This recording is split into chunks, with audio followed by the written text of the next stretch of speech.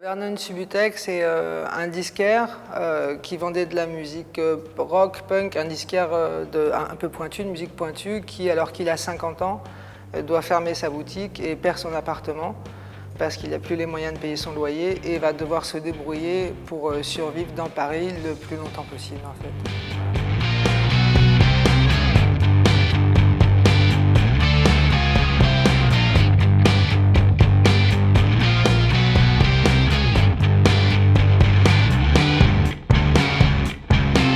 Vernon Subutex est vraiment un roman qui se construit autour du rock. C'est d'ailleurs pour ça que c'est un personnage masculin, parce que quand j'ai commencé à le faire, je me suis dit à un moment donné, si je veux parler du rock, de la musique rock, punk rock, hardcore, hip-hop, enfin toute cette musique que j'ai écoutée, le personnage légitime, il est masculin, parce que c'est de la musique pas forcément blanche, mais en tout cas masculine, quoi. On avait le droit, nous les femmes, de l'écouter, mais c'était vraiment, elle était faite par les hommes, vendue par les... C'était un fantasme d'homme. C'est un fantasme de masculinité, moi, qui m'a beaucoup plu. Et c'est vrai que si je pense à ma vie et à ce qu'il y a eu qui m'a vraiment plu, c'est vraiment l'histoire de la musique, c'est les concerts, c'est les groupes, c'est les disques, c'est ce qu'il y a eu probablement de plus beau. En tout cas, au niveau de la culture, c'est vraiment ce qui a fait de ma vie quelque chose que j'ai beaucoup aimé. Ça a vraiment compté, ça a été comme un hommage, pas un hommage, il ne faut pas exagérer, mais comme un travail autour de toute cette culture.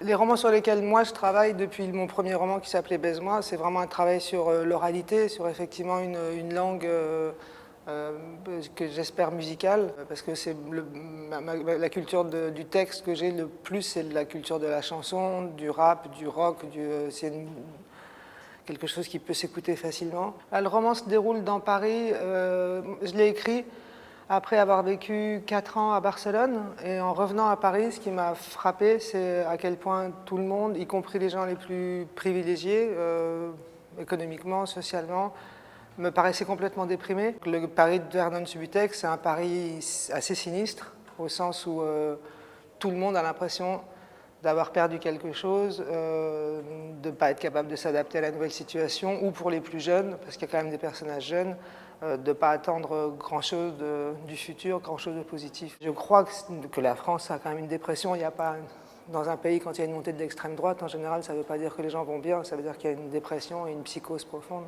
Sinon, on ne se dirige pas vers la catastrophe volontairement, non ? Dans Vernon Subutex, quelque part, ce que j'essaye de faire, c'est comprendre, par exemple, comment autour de moi, des gens que j'ai bien connus, qui me sont proches, peuvent commencer à adopter des discours racistes, ou comment des gens que j'aime et qui me sont proches peuvent être violents avec leurs femmes. En France, il y a énormément de gens qui ont basculé à l'extrême droite récemment, et par certains d'entre eux m'étaient proches ou me sont restés proches. C'est un processus, donc j'essaie de comprendre le processus, et quel est le processus parfois qui peut faire que que ton attitude est négative. Mais c'est vrai que comme il y a énormément de personnages négatifs, c'est aussi une question... si moi je les regarde durement en tant que romancière, ça va être insupportable pour le lecteur. Il faut aussi donner un peu d'humanité, un chien gentil ici, quelque chose comme de l'humour là, ou du charme, ou parce que sinon ces personnages sont juste qu'ils ont de plus sinistre et de plus dégoûtant, quoi. Ce sera impossible à lire. Le premier tome de Vernon Subutex, le numéro 1, est sorti le 7 janvier, c'est-à-dire le jour des attentats de Charlie Hebdo. Et ensuite, pendant que j'écrivais le 3e tome, il y a eu les attentats du 13 novembre au Bataclan. Et évidemment, à chaque fois, on a eu l'impression de prendre un coup supplémentaire. C'est comme un pays qui souffre d'attentats, c'est comme... j'imagine, c'est exactement comme une femme battue, quand elle prend vraiment une grosse trempe. Bon, bah, juste après, ouais, on s'en remet pas bien, quoi. Ouais. Le mouvement des Gilets jaunes en France, c'était très intéressant, ça le reste, parce que je pense qu'il me semble qu'il va y avoir de nouveau de grandes manifestations cette année, parce que je ne crois pas que le gouvernement Macron ait bien compris ce que la rue essayait de lui dire. Je crois que là, il y a vraiment un divorce en France, je ne sais pas comment c'est dans d'autres pays, mais en France, entre une élite extrêmement privilégiée et une masse de classe moyenne travailleuse qui a vraiment tout perdu en 10-15 ans et qui comprend qu'elle doit encore plus perdre dans les années à venir.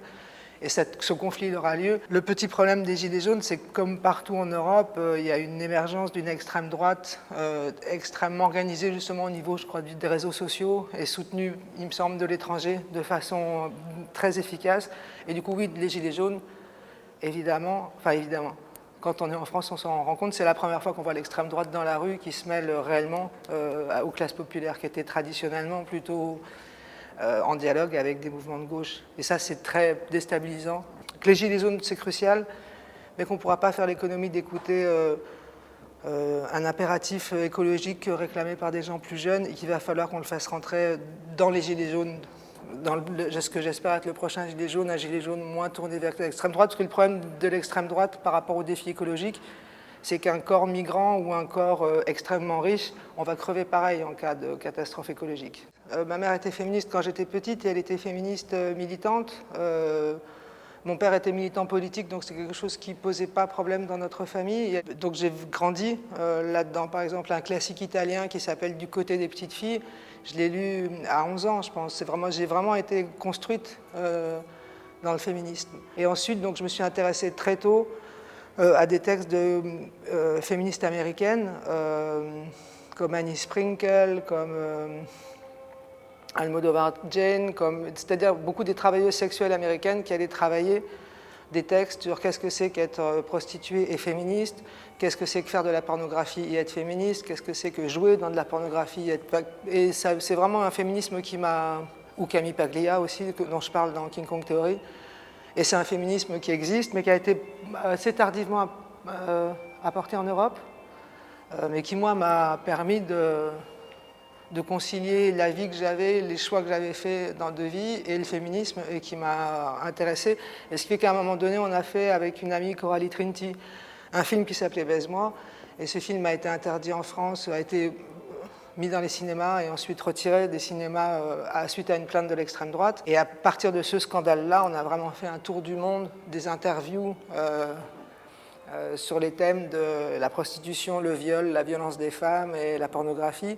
Et c'est au terme de ce voyage que j'ai eu envie d'écrire King Kong Theory. Et donc c'est pas tellement un féminisme, c'est pas quelque chose que moi j'ai préparé toute seule dans ma cuisine, c'est un féminisme qui répond à des féministes qui ont écrit à 10 ou 20 ans avant moi. C'est un féminisme, par exemple, qui vraiment prend pour point de départ Angela Davis. Moi, j'ai l'impression qu'à partir de 50 ans, ouais, les femmes continuent à être vraiment intéressantes et continuent à évoluer parce qu'effectivement, on leur a toujours demandé de faire des efforts à tous les niveaux, parce qu'une des caractéristiques de la féminité, c'est que ça va jamais.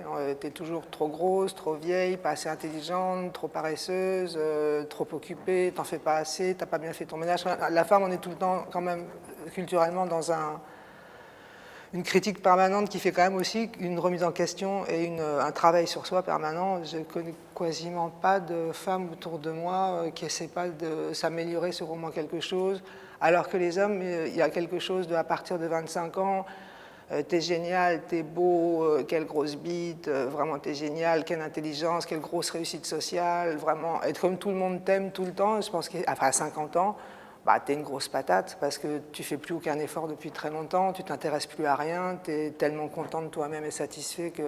Plus, j'imagine qu'il y a un drame de l'andropause dont on parle peu, mais il y a quelque chose qui a l'air de se passer chez les hommes après 50 ans qui a l'air assez dramatique et dont on parle peu, mais je crois que ce sera un thème pour le futur. Il y a quelque chose de difficile dans la vieillesse pour les hommes plus que pour les femmes en fait. Ouais.